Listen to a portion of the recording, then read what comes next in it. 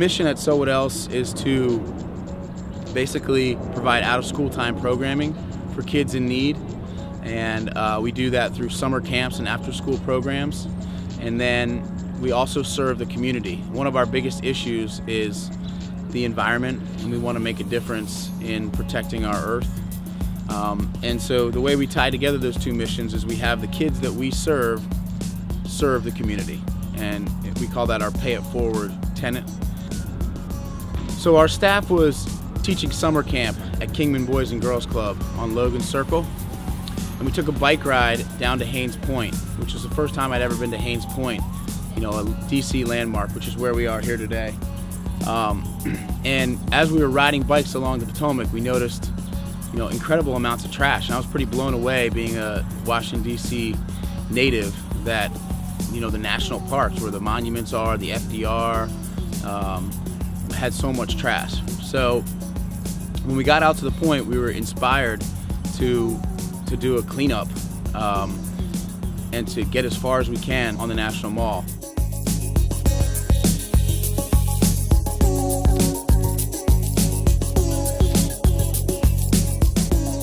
This is one of the best days of the summer for us. Over 25 centers, 400 kids, another 100 adults. Our biggest event probably to date in our history of our nonprofit. Southeast, lots of areas in Prince George's County.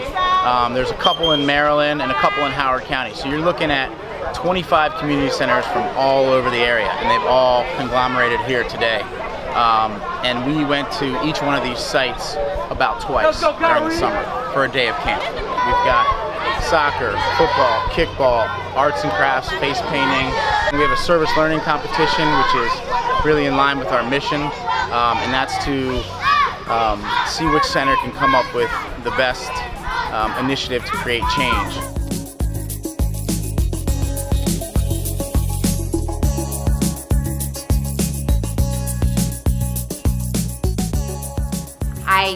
I love these kids. You know, they have so much to offer, and I think they taught me more than I was able to teach them. The idea was to have them all wear black, and then we just have a spot on their face, so basically you can capture just their emotions. And then they would hold up a lot of signs. The show is on bullying and the effects of bullying, which is some of the effects we had were cutting, suicide, school shootings, drug abuse, alcohol abuse. These are all things that come from kids being bullied. And then at the end of that, they would throw the signs down, and on their shirts, which they designed the fronts themselves, and they did a really good job, was the upside of overcoming bullying. So I said, well, what's the upside of that? Let's say we can overcome and get past the bullying. What would you want to say? And they put things on their shirts like speak out, stand up for one another, talk it out,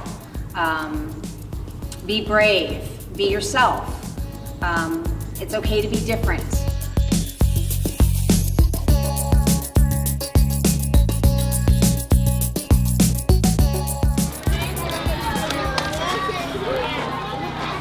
And this is what I do.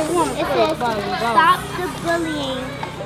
And it's this person, they pointing a gun at the other person. Very good. Great job, you guys. Good job. Good job. This is our paper about littering. We want to stop littering in public areas in neighborhoods. Seed balls are a mixture of seeds, compost, clay, and water.